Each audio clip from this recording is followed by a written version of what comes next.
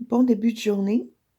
Aujourd'hui, c'est la leçon 5 et je fais les leçons pour me discipliner, me motiver, puis être comme un petit peu, me sentir un petit peu que je le dois à moi-même de le faire. Donc, c'est un jour à la fois.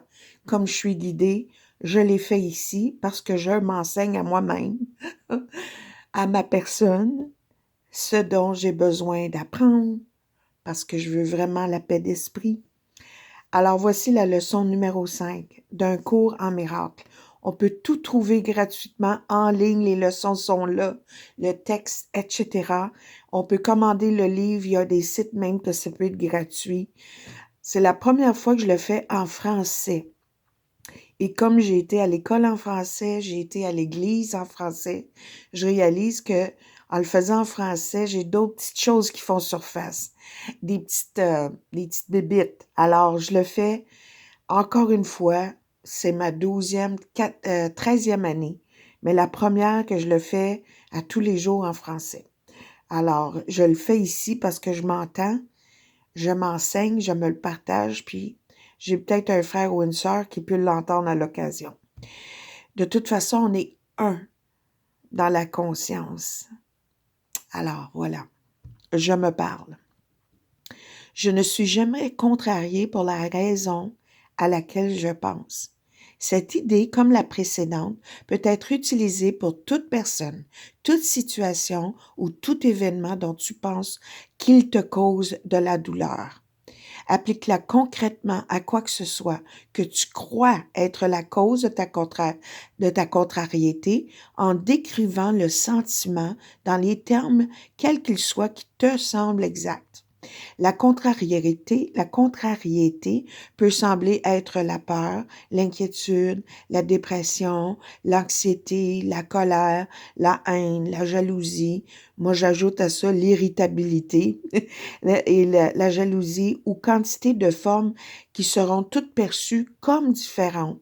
Ce n'est pas vrai. Toutefois, jusqu'à ce que tu apprennes que la forme n'a pas d'importance, chaque forme devient un sujet convenable pour les exercices de la journée. Appliquer la même idée à chacune d'elles séparément est la première étape pour reconnaître à la fin qu'elles sont toutes les mêmes. Quand tu utilises l'idée du jour concrètement pour une cause perçue de contrariété, sous quelque forme que ce soit, utilise à la fin le nom de la forme sous laquelle tu vois la contrariété et la cause que tu lui attribues. Par exemple, je ne suis pas en colère contre, nomme la personne, la situation, pour la raison à laquelle je pense. Je n'ai pas peur de la situation ou la personne ou l'événement, peu importe, pour la raison à laquelle je pense. Encore une fois, cela ne devrait pas remplacer les périodes d'exercice pendant lesquelles tu cherches d'abord dans ton esprit les sources de contrariété dans lesquelles tu crois et les formes de contrariété que tu penses qui en résultent. J'espère que vous voyez un peu, mais comme je dis, allez en ligne, vous allez tout voir. Il y a même vous pouvez l'entendre aussi. Encore une fois, cela ne devrait pas remplacer les périodes d'exercice pendant lesquelles tu cherches d'abord dans ton esprit les sources de contrariété dans lesquelles tu crois et les formes de contrariété que tu penses qui en résultent. Excusez, je viens de me répéter, puis je viens de me réveiller. Dans ces exercices, plus que dans des précédents, tu trouveras peut-être difficile de ne faire aucune distinction et d'éviter de donner plus de poids à certains sujets qu'à d'autres.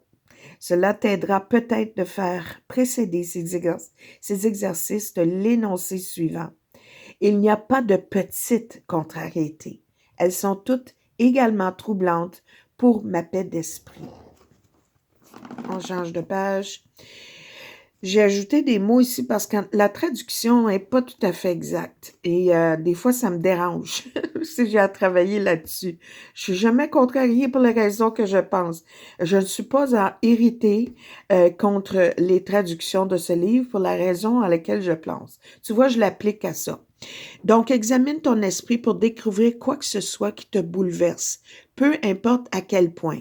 Donc, si c'est un petit peu ou beaucoup, ça n'a pas d'importance.